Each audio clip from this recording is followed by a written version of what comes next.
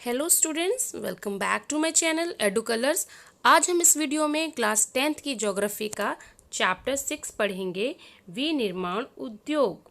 ठीक है, तो इस चैप्टर में थोड़ा कंटेंट ज़्यादा है, फैक्चुअल बातें ज़्यादा हैं, तो मैं कोशिश करूँगी आपको थोड़ा इजी वे में समझा सकूँ ताकि आपको चैप्टर जो है समझ में आ जाए। तो मैंने इससे पहले एक चैप्टर बनाया था इकोनॉमिक्स का, भारतीय अर्थव्यवस्था की क्षेत्रक। तो उसमें मैंने आपको बताया था कि जो भारतीय अर्थव्यवस्था है वो 3 भागों में बांटी गई है। जैसे कि जो पहली थी वो प्राथमिक थी, दूसरी थी जो वो द्वितीयक क्षेत्रक था, और तीसरा तृतीयक क्षेत्रक था। तो मैंने आपको बताया था कि प्राथमिक क्षेत्रक में कृषि से जुड़े हुए या जो हमारे जो नेचुरल चीज़ें होती हैं, पर्यावरण से प्राकृतिक चीज़ें जो होती हैं, उनसे जुड़े जो उद्योग हैं वो प्राथमिक क्षेत्रक में आते हैं। द्वितीयक क्षेत्रक में विनिर्माण से जुड़े हुए जो क्षेत्रक हैं, जो उद्योग हैं, वो आते हैं। और तृतीयक में जो है वो जिसमें हम सेवा देते हैं वो आते हैं। तो आज जो ये वीडियो है विनिर्माण उद्योग, वो द्वितीयक क्षेत्रक से ही जुड़ा हुआ है। मैन्युफैक्चरिंग यानी कि इंडस्ट्री को मैन्युफैक्चरिंग करना, उसको बनाना, चीज़ें बनाना, मैन्युफैक्चरिंग करना, उसका विनिर्माण करना। तो आज जो चैप्टर है हमारा वो इसी पे बेस्ड है, और हम ये देखेंगे कि इंडिया में कौन कौन से जो उद्योग हैं वो शामिल हैं। तो चलिए ये चैप्टर शुरू करते हैं। देखिए, ये जो चैप्टर है इसमें मैं आपको बता दूं कि जब हम किसी चीज़ को, कोई इंडस्ट्री लगाते हैं, कोई उद्योग स्थापित करते हैं, देखिए अलग अलग तरह के उद्योग होते हैं। तो आज हम इस वीडियो में अलग अलग तरह के उद्योगों के बारे में ही जानेंगे। हम पहले उद्योगों का जो इम्पोर्टेंस है वो जान लेते हैं कि जो उद्योग होते हैं या जो विनिर्माण उद्योग होते हैं, ये कृषि को बढ़ाने में सहायक होते हैं। किस तरीके से? जैसे मान लीजिए, और उसके साथ साथ जो द्वितीयक और तृतीयक सेवाएं होती हैं, उस पर जो रोज़गार होता है उसको, उस पर हमारी एक तरीके से कृषि पे जो हमारी निर्भरता होती है उसको कम करता है ये द्वितीयक क्षेत्रक यानी कि विनिर्माण उद्योग। अगर हम विनिर्माण उद्योग में लगे हैं तो हम कृषि के उद्योगों में नहीं लगेंगे, क्योंकि भारत में ज़्यादातर जो लोग हैं वो कृषि के उद्योग में लगे हैं। जब द्वितीयक क्षेत्र की तरक्की हुई तो लोग कृषि से ट्रांसफ़र होके द्वितीयक क्षेत्रक में यानी कि विनिर्माण उद्योग में आ गए। तो ये जो कृषि पर जो बोझ है, निर्भरता है, उसको कम करता है। दूसरा, जो हमारी इंडस्ट्री है भारत में, वो ऐसे क्षेत्रों में लगी है, कुछ जो बड़े बड़े लौह और इस्पात संयंत्र हैं वो ऐसे क्षेत्रों में लगे हैं जो थोड़े से पिछड़े हैं, या जो थोड़ा सा गांव वाला एरिया है, क्योंकि वहाँ पर इस चीज़ों के जो भी स्रोत मिले हैं वो अच्छे मिले हैं। तो उन एरियो में जो जनजाति एवं पिछड़े जो क्षेत्र हैं वहाँ पर उद्योगों की स्थापना से वहाँ के लोगों को रोज़गार भी मिला है और क्षेत्रीय असमानता भी कम हुई है। तीसरा, जो हम अगर जितनी हम इंडस्ट्री को बढ़ावा देंगे, हमारा जो व्यापार है बढ़ेगा, तो जो हम व्यापार करेंगे दूसरे देशों से, तो वहाँ से हमें करेंसी मिलेगी, विदेशी मुद्रा जो है वो भी मिलेगी, यानी कि जो हमारा देश है वो तरक्की करेगा। और इसी तरीके से किसी भी देश में की तरक्की के लिए उद्योग बहुत सहायक होते हैं, और देश जो विकसित होते हैं वहाँ पर इंडस्ट्री भी बहुत फली फूली होती है, और इसी मार्ग पर भारत भी अग्रसर है। आगे चल के हम बात करते हैं कि क्या कृषि एवं उद्योग एक दूसरे के पूरक हैं या अलग अलग हैं। इसके ऊपर 10th में क्वेश्चंस भी आते हैं बोर्ड एग्जाम में। तो अगर हम ये कहें तो वो पूरक हैं। ठीक है, कृषि और उद्योग एक दूसरे के पूरक हैं। किस तरीके से हैं? देखिए, अगर आपको कृषि कर रहे हैं आप, तो कृषि में जो सामान उपयोग हो रहा है, जैसे कि प्लास्टिक पाइप है, मशीनें हैं, कीटनाशक दवाएं हैं, या पंप है, या उर्वरक है, कुछ भी, कोई औजार मशीन है, कुछ भी है, तो वो उद्योगों से ही आए हैं। तो उद्योगों से में जो डेवलप हो रही हैं चीज़ें, ये हमें कृषि में यूज़ कर रहे हैं और हमें कृषि में बढ़ोतरी मिल रही है। उसी तरीके से हम जो भारत में कृषि पर आधारित उद्योगों ने कृषि की पैदावार को बढ़ावा दिया है, और इसी तरीके से जो दोनों उद्योग हैं वो एक दूसरे के पूरक हैं, क्योंकि अगर आपको निर्माण करना है, कोई उद्योग करना है, तो उसके लिए आपको कच्चा माल चाहिए, और कच्चा माल कहाँ से आता है? कृषि से ही आता है। इस मान लीजिए आपको चीनी उद्योग आपको लगाना है, तो उसके लिए आपको जो चीनी गुड़ चाहिए तो आपको गन्ना चाहिए, तो गन्ने के लिए जो है आप पहले कृषि पे निर्भर रहेंगे। जब आप उसके प्रोडक्शन करेंगे, उसका उत्पादन करेंगे, उसके बाद जाके फिर आप चीनी जो है गुड़ से बना सकते हैं। तो इस तरीके से दोनों जो उद्योग हैं एक दूसरे के पूरक हैं। अब देखिए भारत की अर्थव्यवस्था में जो सकल घरेलू उत्पाद यानी जीडीपी में ये जो उद्योग हैं 27% देता है, जिसमें से 17% ही सिर्फ विनिर्माण उद्योग दे रहे हैं। बाकी जो 10% है वो और जो खनिज का खनन है, माइनिंग जो होती है वो, और गैस और विद्युत ऊर्जा देते हैं। बाकी अगर हम देखें जो ईस्ट एशियन कंट्रीज़ हैं जैसे जापान वगैरह है, वहाँ पर जो विनिर्माण उद्योग है वो अपने देश की जीडीपी में कम से कम 25 से 35% का योगदान देते हैं। अब देखिए आपको मैं ये दिखाती हूँ कि उद्योग बाजार संबंध कैसे होते हैं। ये देखिए, अगर आपको कोई भी उद्योग लगाना है तो पहले आपको उसमें निवेश करना पड़ेगा। कोई भी इंडस्ट्री लगानी, काम करना है तो पहले पैसा लगाना पड़ेगा, ठीक है। कच्चा माल चाहिए और पैसा चाहिए। उसके बाद आपको कोई मजदूर, भूमि चाहिए, जगह चाहिए, पूंजी चाहिए। हाँ, आपकी सोच कैसी है, आप उद्यमी बनने लायक हैं कि नहीं, ये सारी चीज़ें चाहिए होती हैं। जब आपके पास ये सारी चीज़ें हो जाती हैं, जब आप उस चीज़ को कैलकुलेट कर लेते हैं, उसके बाद आपको परिवहन की ज़रूरत पड़ती है। उसके बाद उस चीज़ों को आप कारखाने में लेके जाते हैं, फिर आप अपने माल को तैयार करवाते हैं। उसके बाद फिर आपको गाड़ी की ज़रूरत पड़ती है ताकि वो बाज़ार तक जा सके। उसके बाद आपको उससे पूंजी मिलती है और उसी पूंजी से आप, जब आपको प्रॉफिट होता है तो वही पूंजी फिर आप दोबारा कच्चा माल खरीदते हैं और फिर वही प्रोसेस जो है वो शुरू हो जाता है। ये वाला प्रोसेस फिर से शुरू हो जाता है। इस तरीके से ये चक्र जो है वो चलता रहता है। अब आते हैं उद्योगों का वर्गीकरण।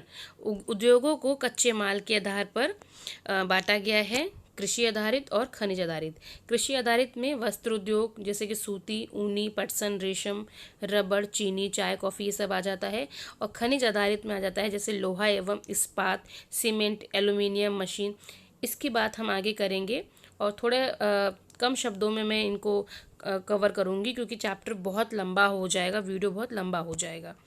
प्रमुख भूमिका के आधार पर यानी कि आधारभूत उद्योग, यानी कि जो हमारा लोहा इस्पात उद्योग है और जो हमारा ये जो भी कच्चे माल का उद्योग है, ये दोनों एक दूसरे पर निर्भर हैं। क्योंकि लोहा इस्पात उद्योग ऐसी चीज़ है, अगर आपको कुछ भी बनाना है तो उसमें आपको लोहा इस्पात वो यूज़ करना ही पड़ेगा।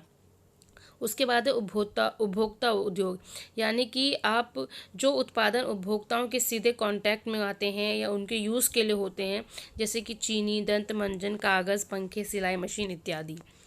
पूंजी निवेश के आधार पर, मतलब कि आप जितना पूंजी डालेंगे उस तरीके से आप निवेश करेंगे। तो इस पे जो निवेश है, कम से कम अधिकतम निवेश जो है वो 1 करोड़ रुपए तक का रखा गया है। स्वामित्व के आधार पर इसका मतलब है कि सार्वजनिक क्षेत्र में जो सरकारी एजेंसियां लगी हुई हैं, काम कर रही हैं, उनको हम स्वामित्व के आधार पर बोल सकते हैं। जैसे कि भारत हैवी इलेक्ट्रिकल लिमिटेड यानी भेल, और या फिर Steel Authority of India Limited SAIL, ठीक है। इसके बाद आते हैं निजी उद्योग। निजी उद्योग जो है जैसे कि टाटा वालों की कंपनी हो गई, टिस्को वालों की कंपनी हो गई, ठीक है, बजाज और ऑटो लिमिटेड हैं, ये सब डाबर उद्योग है। जितने भी आप प्राइवेट कंपनीज के नाम सुनते हैं वो स्वामित्व के आधार पर निजी क्षेत्र के हो गए। संयुक्त क्षेत्र के हो गए जिसमें राज्य सरकार और निजी दोनों मिलकर काम करते हैं, दोनों के मिलके प्रयासों से काम होते हैं, जैसे कि ऑयल इंडिया लिमिटेड। उसके बाद आते हैं सहकारी उद्योग। सहकारी उद्योग का मतलब है कि जिनका स्वामित्व कच्चे माल की पूर्ति करने वाले उत्पादकों, श्रमिकों, यानी कि जो उसका प्रोडक्शन कर रहे हैं और जो बना रहे हैं, दोनों के हाथों में होता है। दोनों के चलने से ये काम चलता है। जैसे कि मान लीजिए महाराष्ट्र के चीनी उद्योग, जो पैदा कर रहे हैं और जो श्रमिक लगे पड़े हैं, दोनों का उसमें योगदान होता है। या फिर केरल के नारियल आधारित उद्योग, ये भी एग्जाम्पल सेट हो सकता है। अब आते हैं कृषि आधारित उद्योग, यानी कृषि आधारित उद्योग में सबसे पहले आता है वस्त्र उद्योग, जिसमें आता है सूती वस्त्र उद्योग। देखिए भारत में सूती वस्त्र उद्योग का जो भी कारखाने हैं वो ज़्यादातर गुजरात और महाराष्ट्र में हैं। हालांकि अब जो है वो और भी जगहों पर हो चुके हैं, लेकिन गुजरात और महाराष्ट्र में इनका गढ़ है क्योंकि यहाँ पर काली मिट्टी जो है वो बहुत अच्छी उगती है और मिलती है, और जो काली मिट्टी में जो कपास है वो बहुत अच्छी उसकी खेती होती है। और भारत में ये वाला जो उद्योग है इस पर बहुत बहुत से लोग जो हैं वो आश्रित हैं। और इस उद्योग का कृषि से भी निकट का संबंध है, क्योंकि जो भी इस उद्योग में रंगाई का काम होता है, इसके कपास चुनने का काम है, गांठ बनाने का काम है, इसके डोरे निकालने का काम या कताई का काम है, रंगाई का काम है, डिज़ाइन बनाने का काम है, सिलाई करने का काम है, ये सारे जो काम हैं ये कृषि से जुड़े हुए हैं। और इस तरीके से ये उद्योग जो है वो कृषि से जुड़े हुए लोगों को भी रोज़गार देता है। देखिए यहाँ बता रखा है कि भारत जो है वो जापान को सूत यानी ये जो कपड़ा है, सूती कपड़ा निर्यात करता है, यानी कि भेजता है। और इसी के अलावा भारत के और भी निर्यातक हैं, जैसे कि जो अमेरिका है, इंग्लैंड है, रूस, फ्रांस है, यहाँ से कपड़ा आता भी है और जाता भी है। सूती वस्त्र के मामले में भारत जो है वो आत्मनिर्भर है, ज़्यादा से ज़्यादा देशों में वो अपना जो तैयार माल है वो बेचता है। देखिए भारत में वस्त्र उद्योग आप देख सकते हैं, यहाँ पर 3 कलर से हाईलाइट किया हुआ है, जैसे कि सूती वस्त्र, ये जो आप ब्लैक डॉट देख रहे हैं, ऊनी वस्त्र, ये जो आप रेड देख रहे हैं, और रेशम वस्त्र। तो ये सूती वस्त्र के आप देख सकते हैं ज़्यादातर महाराष्ट्र और गुजरात में आप मिलेंगे, जैसे कि पोरबंदर है, राजकोट, वडोदरा, अहमदाबाद और सूरत बहुत फेमस है, पुणे, मुंबई बहुत फेमस है, वर्धा, जलगांव, ये सब जो है सूती वस्त्र के। और अगर नॉर्थ इंडिया में देखें तो हम यहाँ पर आगरा है और कानपुर है, ठीक है। और इसके बाद हम आते हैं ऊनी पे, तो ऊनी पे आप देखेंगे तो वो ज़्यादातर नॉर्थ इंडिया में मिलेंगे, जैसे कि बीकानेर है, पानीपत है, लुधियाना है, अमृतसर है, मुरादाबाद, शाहजहाँपुर, ये सारे ऊनी वस्त्र के हैं। और रेशम के आप यहाँ देखेंगे तो मुर्शिदाबाद, बांकरा, ठीक है। और मैं दिखाती हूँ आपको, ये इधर कोलार, मैसूर, ये रेशम वस्त्र के हैं। अब हम आते हैं पटसन उद्योग पे। तो पटसन उद्योग में जो भारत में पश्चिम बंगाल है, वहाँ पर ये पटसन उद्योग बहुत फेमस है। मतलब जो हुगली नदी के आसपास का जो एरिया है, ज़्यादातर वहाँ पर इसकी जो उद्योग है वो पनपते हैं। और अगर विश्व में देखें तो बांग्लादेश के बाद भारत का ही नंबर है पटसन उद्योग में। पटसन उद्योग के प्रमुख खरीदार जो हैं भारत के, वो है अमेरिका, कनाडा, घाना, सऊदी अरब, यूनाइटेड किंगडम और ऑस्ट्रेलिया। अब हम आते हैं चीनी उद्योग पे। तो भारत का जो चीनी उत्पादन है विश्व में दूसरा स्थान है, लेकिन अगर हम गुड़ की बात करें, गुड़ बनाने में, तो उसका भारत का प्रथम स्थान है। और जो चीनी की जो मिलें हैं वो उत्तर प्रदेश, बिहार, महाराष्ट्र, कर्नाटक, तमिलनाडु, आंध्र प्रदेश, गुजरात, पंजाब, हरियाणा तथा मध्य प्रदेश में फैली हुई हैं। लेकिन अब जब हम देख रहे हैं तो ज़्यादातर जो चीनी मिलें हैं वो महाराष्ट्र में बढ़ रही हैं। और इसके ऊपर एक क्वेश्चन भी आता है। लोहा तथा इस्पात उद्योग, ये एक बहुत इम्पॉर्टेंट उद्योग है। इसे हम एक आधारभूत, यानी कि जिस पे हम बेसिक, जो हमारा बेसिक चीज़ है, जिसके बिना कोई चीज़ नहीं बनेगी, तो लोहा और इस्पात से ही कोई चीज़ बनती है। जैसे कि मान लीजिए कोई मेडिकल सुविधा से रिलेटेड है, या कोई रेलगाड़ी है, इवन एक मशीन, बड़ी मशीन से लेकर छोटी सी सुई भी अगर आप बनाना चाहेंगे तो उसमें आपको लोहा इस्पात की ज़रूरत पड़ेगी ही पड़ेगी। तो ये एक आधारभूत उद्योग है, इस पर हम डिपेंड हैं। और ये उद्योग जो है भारत में भी अच्छा फला फूला है। एक देश के विकास में अगर आप देखें तो लोहा इस्पात उद्योग जो है वो बहुत इम्पॉर्टेंट होता है। और अब मैं आपको इसके लोहा इस्पात संयंत्र बताती हूँ कि भारत में कहाँ कहाँ हैं। तो ये भारत के पूर्वी और थोड़ा सा यहाँ पर आएंगे तो आप साउथ में देखेंगे तो है, देखिए यहाँ पर है बर्नपुर, बोकारो, जमशेदपुर, राउरकेला, भिलाई, दुर्गापुर, विशाखापट्टनम, विजयनगर, भद्रावती और सेलम। ये बहुत इम्पॉर्टेंट प्लेसेस हैं भारत के लोहा इस्पात संयंत्र। ज़्यादातर 90% अगर आप देखेंगे तो वो यहीं पर इस्टेब्लिश हैं।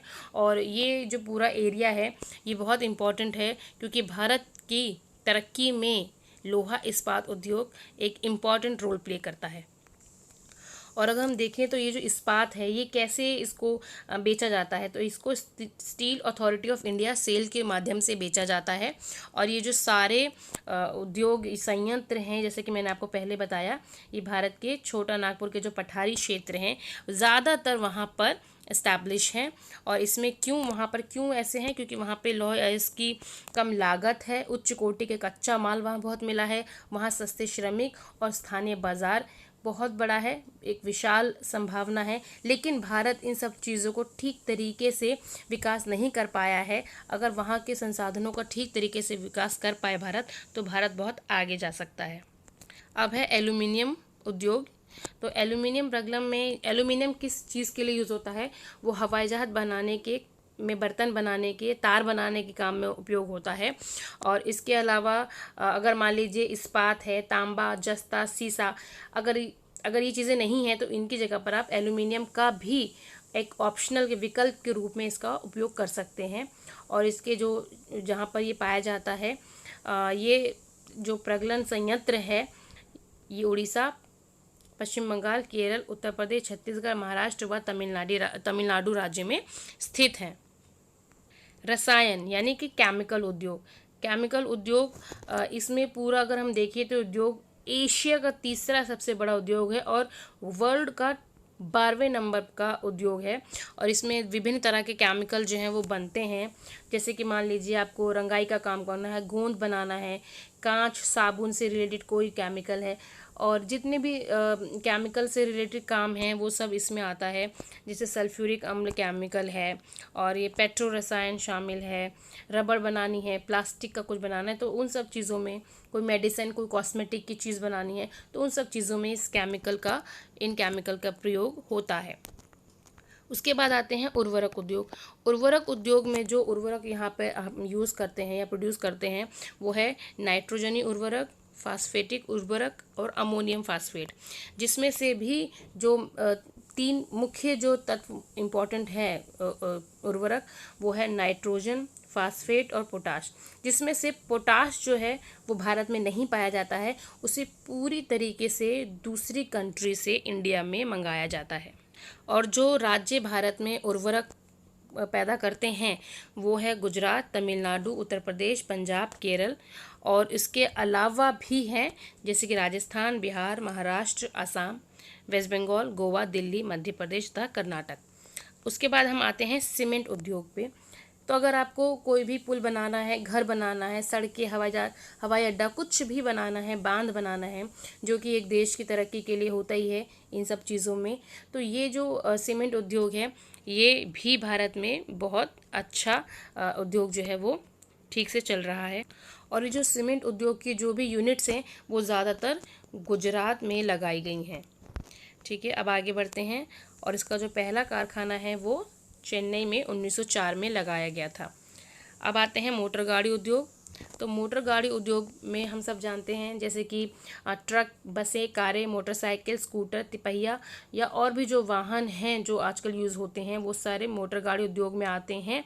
भारत में दिल्ली, गुड़गांव, मुंबई, पुणे, चेन्नई, कोलकाता, लखनऊ, इंदौर, हैदराबाद, जमशेदपुर, बेंगलुरु के आसपास इसके उद्योग जो हैं वो स्थापित हैं। और अगर हम देखें तो 1991-1992 में जो उदारीकरण की नीति लागू की गई थी, उसके बाद से बहुत सारे नए मॉडल्स जो हैं गाड़ियों के वो बाहर से इंडिया में देखे गए हैं, और वो विशेषकर जो गाड़ी कार के मॉडल जो हैं वो ज़्यादातर देखे गए हैं। अब हम आते हैं सूचना प्रौद्योगिकी तथा इलेक्ट्रॉनिक उद्योग।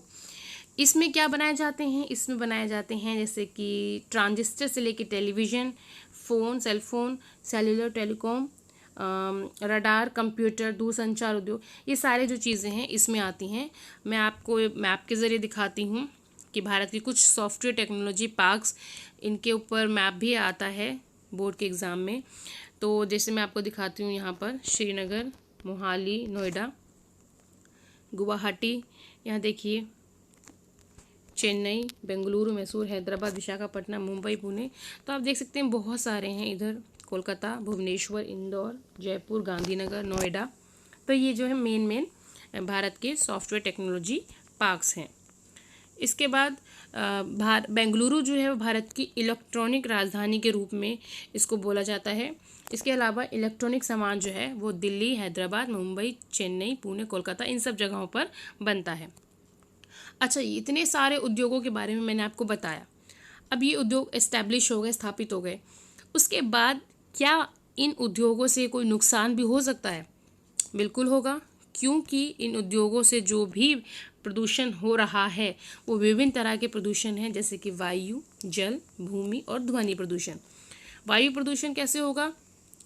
जैसे कि ज़्यादातर बच्चों को तो ये पता ही होगा कि जो भी केमिकल जो है या स्प्रे है वो हवा में जब या कोई गैस है जब वो हवा में मिल जाती है तो उससे हम सांस लेते हैं तो हमें हमारे जो फेफड़े हैं या हमारे जो इंटरनल बॉडी है उसमें कहीं ना कहीं दिक्कत परेशानी हो जाएगी और हम बीमार पड़ जाएंगे, हमें विभिन्न तरह की जो बीमारियां हैं वो लग जाएंगी, हमें सांस की प्रॉब्लम भी हो सकती है।